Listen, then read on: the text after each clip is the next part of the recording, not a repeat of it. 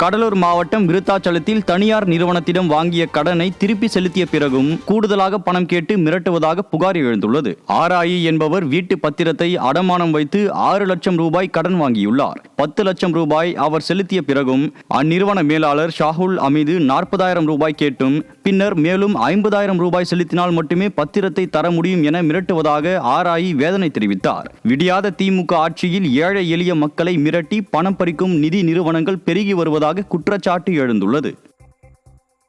6 லட்சமாக கட்டிட்டு மாதம் 14,500 கட்டிட்டு வராங்க. 10 லட்ச ரூபாய்க்கு மேலே கட்டிட்டாங்க.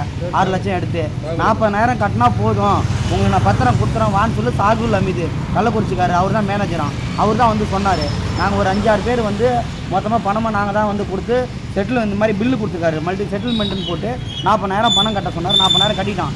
20 நாள் கழிச்சு பத்திரம் கொடுக்குறேன்னு சொன்னது. இன்றைக்கி வந்து பத்திரம் கேட்குறாங்க, வராங்க, வந்து பத்திரம் தர முடியாது. என்ன நான் 50,000 பணம் கட்டுங்கன்னு சொல்கிறாரு.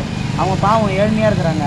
அவங்க எங்களால் முடியாது, நான் இனிமேல் சாவ தான் போகிறேன், என்னால் பணம் கட்ட முடியாது, 10 லட்ச ரூபாய்க்கு மேலே கட்டிட்டான், நான் இனிமேல் என்ன தான் பண்ண முடியும்னு சொல்லி எங்கள் மாமியார் தான் இங்கே ரொம்ப சிரமத்தில் இருக்கிறாங்க.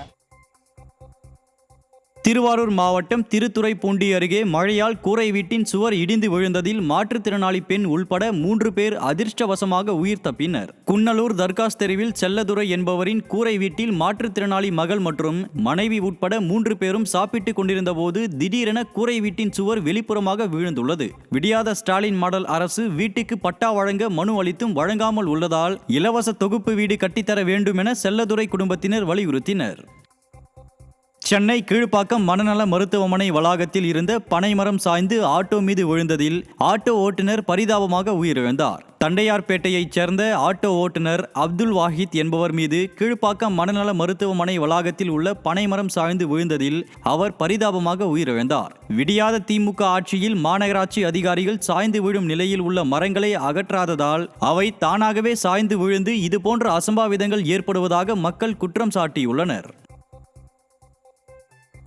சென்னை பிராட்வே பாரதி கல்லூரி அருகே பிரகாசம் சாலையில் 5 அடியில் திடீர் பள்ளம் ஏற்பட்டதால் வாகன ஓட்டிகள் கடும் சிரமத்துக்கு ஆளாகியுள்ளனர். சாலையை விடியாத அரசின் மாநகராட்சி நிர்வாகம் முறையாக பராமரிக்காத நிலையில் மண்ணின் பிடிப்புத்தன்மை குறைந்து பள்ளம் ஏற்பட்டிருக்கலாம் என கூறப்படுகிறது. இதனிடையே சாலையில் திடீர் பள்ளம் ஏற்படுத்ததான் விடியாத ஸ்டாலின் மாடல் அரசு மழைநீர் வடிகால் பணிகளை 4,000 கோடி ரூபாயில் செய்து வருகிறதா என பொதுமக்கள் பலரும் அப்போது விமர்சித்தனர்.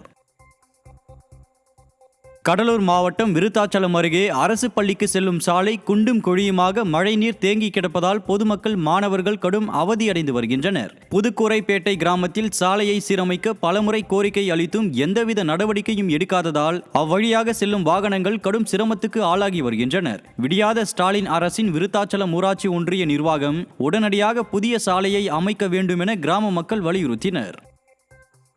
கடலூர் மாவட்டம் சேத்தியாத்தோப்பு மற்றும் புவனகிரி பகுதிகளில் மழையின் காரணமாக மின்வெட்டு ஏற்பட்டதால் பொதுமக்கள் கடும் அவதியடைந்தனர். விடியாத திமுக அரசின் மின்வாரியம் மழையை காரணம் காட்டி அறிவிக்கப்படாத மின்வெட்டை ஏற்படுத்தியதாக மக்கள் குற்றம் சாட்டியுள்ளனர். விடியாத திமுக ஆட்சியில் சிறிய மழை பெய்தாலே மின்வெட்டு ஏற்படும் அளவிற்கு மின்வாரியம் பராமரிப்பின்றி உள்ளதாக பொதுமக்கள் குற்றம் சாட்டியுள்ளனர்.